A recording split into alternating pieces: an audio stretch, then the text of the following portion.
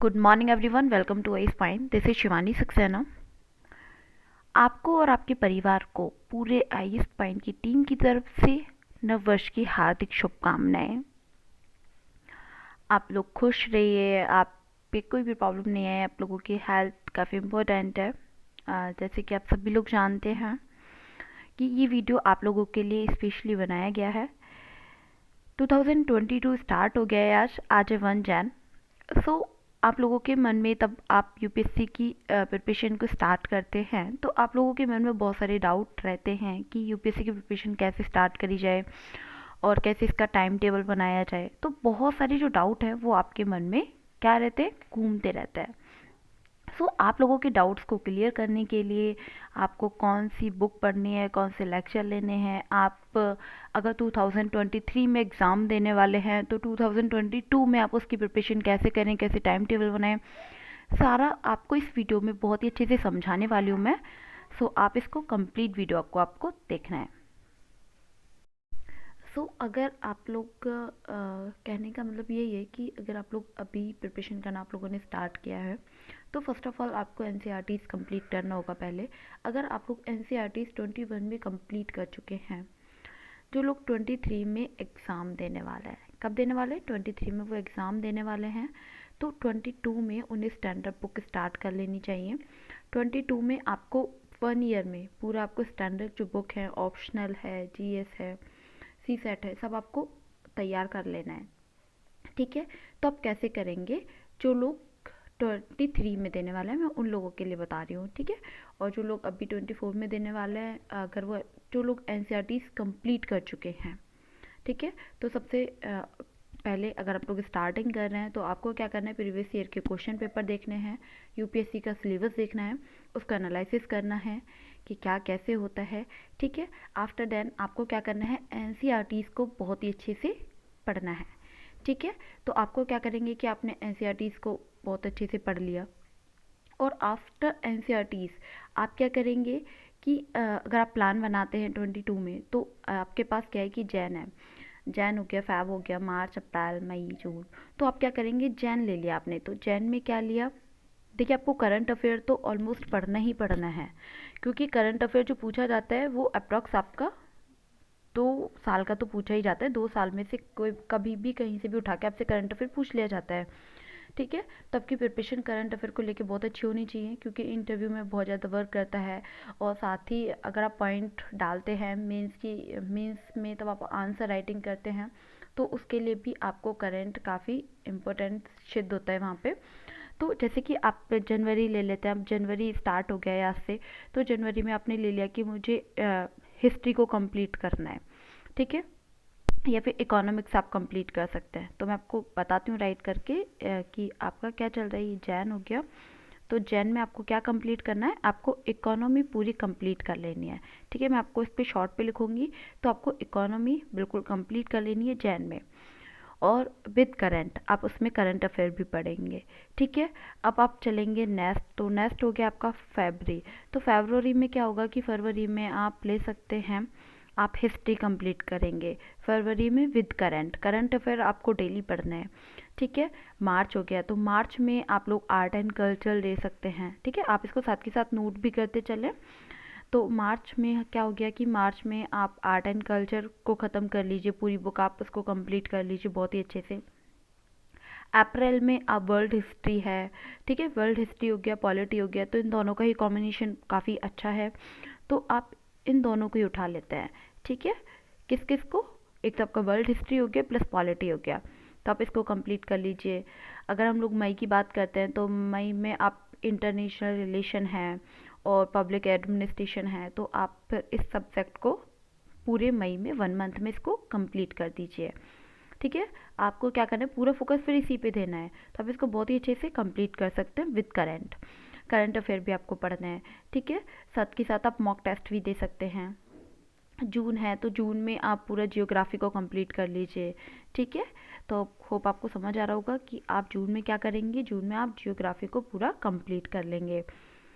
जुलाई आ गया, तो जुलाई में क्या करेंगे आपकी जो जुलाई है, तो जुलाई में आप क्या करेंगे कि आपका जीएस की जो भी बुक्स रह गई हैं, टेक्स्ट बुक्स रह गई हैं तो आप उसको कंप्लीट कर लेंगे। ठीक है, साथ ही साथ आप करंट अफेयर तो पढ़ना ही पढ़ना है आपको, सी सेट की बुक भी आप पढ़ना शुरू कर दीजिए। अब आता है आपका अगस्त। ठीक है, अगर आप चाहें तो जनवरी से ही आप थोड़ा थोड़ा टाइम या फिर एक एक दो दो घंटे आप अपने ऑप्शनल को दे सकते हैं। अदरवाइज अगर आप ऑप्शनल को टाइम नहीं दे रहे हैं, पूरा जीएसई आप मंथली वाइज कंप्लीट करते जा रहे हैं, तो आपको क्या करना है कि आपको अगस्त में अपना ऑप्शनल उठा लेना है। आप पूरा ध्यान, पूरा फोकस आप उस ऑप्शनल पे देंगे। आपका ऑप्शनल कुछ भी हो सकता है, हिस्ट्री, पॉलिटी, हिंदी, कुछ भी हो सकता है। ठीक है, तो आप क्या करेंगे कि अगस्त, सितंबर, अक्टूबर, नवंबर, दिसंबर, तो आप इस 5 महीने में अपना ऑप्शनल को क्या करेंगे, 80% आप इसको कंप्लीट कर लेंगे।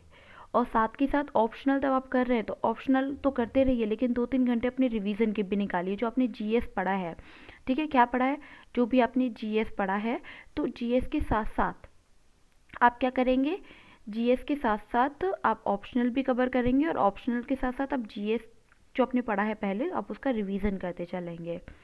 ठीक है, ये आपका दिसंबर तक का जो टारगेट है वो यहाँ पे 1 ईयर का टारगेट जो है वो आपका कंप्लीट हो जाएगा। आप ऑलमोस्ट बिल्कुल बहुत ही अच्छे से प्रिपरेशन आपकी हो चुकी होगी। ठीक है, 80% आपकी प्रिपरेशन बहुत अच्छे से हो चुकी होगी। सिर्फ आपको रिवीजन करते रहना है बहुत ही अच्छे से। आप अगर हॉनेस्टी के साथ पढ़ते हैं तो मैं 100% श्योर होकर ये बोल सकती हूँ कि आप एग्ज़ाम क्रैक कर सकते हैं। ठीक है, तो ये आपने हो गया। अब आपके मन में ये आया कि मैम ने ये तो बता दिया कि हिस्ट्री पढ़ना है, इकोनॉमी पढ़ना है, लेकिन इसके लिए बुक कौन सी पढ़नी है। अब आप सोर्सेज को लेके परेशान होंगे कि क्या कैसे पढ़ें, कुछ समझ नहीं आ रहा है। तो आप बिना टाइम वेस्ट करें, जो मैं आपको बुक बता रही हूँ आप उनको पकड़िए और उनको पढ़ना स्टार्ट कीजिए बिना टाइम वेस्ट किए। ठीक है, तो बुक का मैंने आपको बता देती हूँ कि बुक आपको कौन कौन सी पढ़नी है। उससे पहले आप ये जान लीजिए कि आपने 22 तो आपका कंप्लीट हो गया कि 1 ईयर में आपने सब कुछ बहुत अच्छे से पढ़ लिया है। तो 23 में तब आप एग्ज़ाम देंगे, तो एग्ज़ाम कब होगा आपका, जून में होता है। ठीक है, तो अब आपके पास टाइम बचा जनवरी से लेके आपका जून तक का टाइम बचा, तो इसमें क्या करेंगे, आप मॉक टेस्ट को सॉल्व करेंगे, ज़्यादा से ज़्यादा मॉक आप लगाएंगे। करंट अफेयर को रिवाइज करेंगे, करंट अफेयर जो भी आपने पढ़ा है, डेली का जो भी करंट आ रहा है आप उसको रिवाइज करेंगे। जो भी आपकी टेक्स्ट बुक्स रह गई हैं, जो भी आपका रह गया है, वो आप जैन से लेके जून तक आप उस चीज़ को भी पूरा कंप्लीट कर लेंगे। ठीक है, तो ये यहाँ पे आपको समझ लेना है। अब जून में आपका प्री हो गया, अब आपका प्री क्लियर हो जाना है, तो जून से आप ये इंतज़ार नहीं करेंगे कि आपका प्री क्लियर होगा नहीं होगा, तो आप जून के तुरंत बाद, ठीक है, जून से लेकर दिसंबर तक का टाइम आपके पास बचा, तो आप इसमें क्या करेंगे, मेंस में आपका एथिक्स है, ऐसे है, हिस्ट्री है, मेंस आंसर राइटिंग है, प्रैक्टिस है, तो आप इस पे अपना मेन फोकस करेंगे और इसमें लगे रहेंगे। हॉनेस्टी के साथ आप अपना 1.5 साल इसमें दे देते हैं यूपीएससी में, तो आप इसको एग्ज़ाम को बहुत इजीली क्रैक कर सकते हैं। लेकिन आपको हॉनेस्टी के साथ, पूरे कंसिस्टेंसी के साथ आपको इसमें देना होगा। ठीक है, सो आते हैं अपनी बुक लिस्ट के ऊपर। तो मैंने आपको फर्स्ट बताया कि आप हिस्ट्री, ठीक है, तो आप हिस्ट्री के लिए कौन कौन सी बुक का यूज़ करेंगे।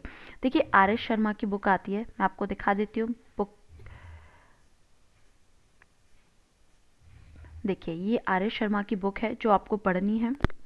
ठीक है, हिस्ट्री के लिए बहुत ही अच्छी बुक ही मानी जाती है। आप इस बुक को परचेज़ कर सकते हैं, ऑनलाइन ऑर्डर भी आप इसको कर सकते हैं। आप इसको पढ़िए, बहुत अच्छी बुक है ये। ठीक है, हिस्ट्री के लिए एक हो गई आर एस शर्मा। सेकेंड आपकी आती है एक सतीश चंद्रा की बुक। ठीक है, तो ये भी आपकी बहुत अच्छी बुक है, तो आप इसको ले सकते हैं। आप यहाँ पे राइटर नेम देख पा रहे हैं, सतीश चंद्रा। ये आपका मेडिवल हिस्ट्री के लिए है। ठीक है, और आपका जो स्पेक्ट्रम है हिस्ट्री के लिए, ठीक है, स्पेक्ट्रम ये बुक है। स्पेक्ट्रम जो बुक होती है वो आपका मॉडर्न हिस्ट्री के लिए है, तो ये बुक आपको पढ़नी है।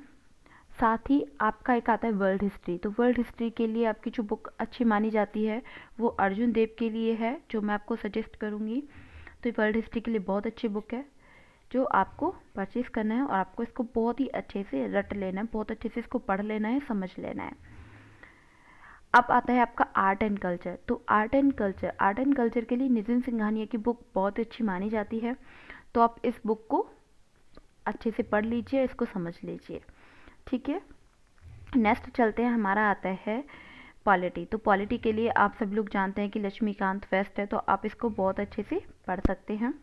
ये बुक बेस्ट मानी जाती है, और मैं आपको सजेस्ट करूँगी कि आप यही बुक पढ़ें। और इससे अदर आपको कहीं पे भी भटकने की ज़रूरत नहीं है। जो बुक मैं आपको बता रही हूँ, जो बुक लिस्ट मैं आपको बता रही हूँ, आप इस बुक लिस्ट को पढ़ सकते हैं। बहुत अच्छी बुक है। आपको इससे अदर कहीं पे भी भागने की ज़रूरत नहीं पड़ेगी कि कौन सी बुक पढ़नी है, कौन सी नहीं पढ़नी है। ठीक है।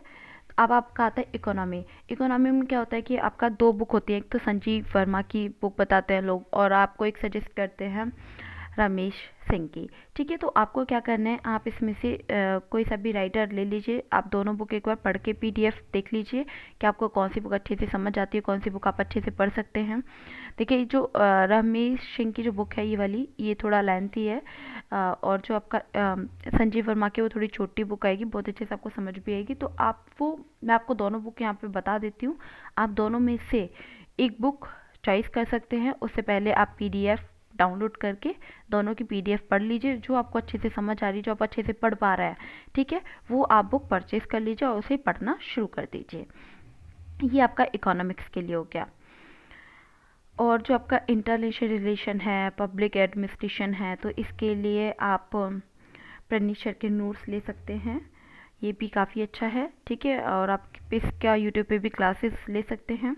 रही बात जियोग्राफी की, तो आप जियोग्राफी में माजिद हुसैन सर की बुक पढ़ सकते हैं। बहुत अच्छी बुक है ये। ठीक है, इस बुक की मैंने यहाँ पे आपको पिक्चर दिखाई दी है, तो आप इसको बहुत इजीली परचेज कर सकते हैं। अब रही बात आपका ऑप्शनल की, कि ऑप्शनल, देखिए ऑप्शनल आपके ऊपर डिपेंड करता है कि आपका ऑप्शनल क्या है।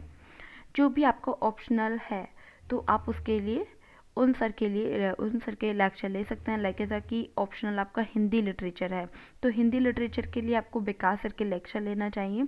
पूरे लेक्चर आप उनके देखिए और अपने खुद के नोट्स बनाइए। देखिए, जितनी भी सब्जेक्ट है, हिस्ट्री है, नितिन सिंघानिया, तो आप खुद बुक को पढ़िए, समझिए, और उसके बाद आप खुद के नोट्स मेकिंग करिए, शॉर्ट नोट्स। ठीक है, तो ये आपका हो गया। अब आपका आता है सी सेट। तो सी सेट के लिए अरिहंत की बुक बहुत अच्छी मानी जाती है, तो आप सी सेट के लिए इस बुक को पढ़ सकते हैं। बहुत अच्छी ये बुक है। सो ये बुक्स के कुछ नेम थे जो मैंने आपको बताए। ठीक है, तो इससे अदर आपको कहीं पे भी भटकने की ज़रूरत नहीं है।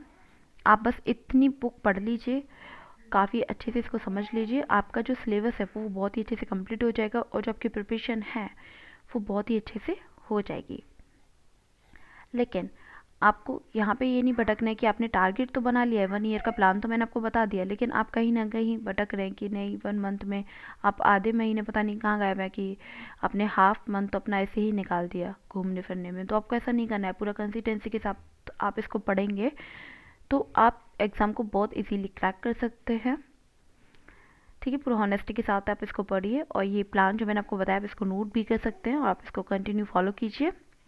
और जो बुक्स के नेम मैंने आपको बताए हैं, आप इन बुक को फॉलो कीजिए। आपको कहीं पे भी भटकने की ज़रूरत नहीं पड़ेगी, इतना श्योर होकर मैं आपसे बोल सकती हूँ।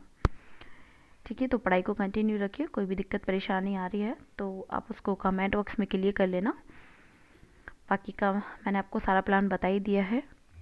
देखिए, रिवीजन बहुत ज़्यादा ज़रूरी है। जो आप पढ़ रहे हैं उसका रिवीजन करिए डेली। जो भी आपने जैसे 1 चैप्टर पढ़ा, तो अगर आप दिन में पढ़ाई कर रहे हैं तो आप उसका रात को 1 घंटा सोते टाइम उसका रिवीजन ज़रूर कीजिए। ये मैं आपको बताना चाहूँगी कि रिवीजन बहुत ज़्यादा इंपॉर्टेंट होता है, आप लोग भी जानते हैं। जो आप दिन में पढ़ रहे हैं तो रात को सोने से पहले 1 घंटा आप रिवीजन के लिए दे दिए। अगर आपने 1 चैप्टर पढ़ा है, 2 चैप्टर पढ़े हैं, तो आप उसकी शॉर्ट पॉइंट साथ के साथ नोट करते चलिए, और उस चीज़ को आपको रात को सोते टाइम उसको रिवाइज करिए कि आपने पढ़ा क्या है। सो आज के लिए इतना ही। और आज न्यू ईयर है, आप इसको एंजॉय भी करिए और साथ के साथ स्टडी करिए, और हेल्थ का पूरा ध्यान रखिए। अगर आप घर से बाहर जा रहे हैं तो आप बिना मास्क के नहीं जाएंगे, क्योंकि आप देख पा रहे हैं कि ओमिक्रॉन के केसेस बहुत ज़्यादा बढ़ते ही जा रहे हैं देश में, तो इसीलिए आपको सावधानी बरतनी होगी। Thank you so much, bye bye, take care.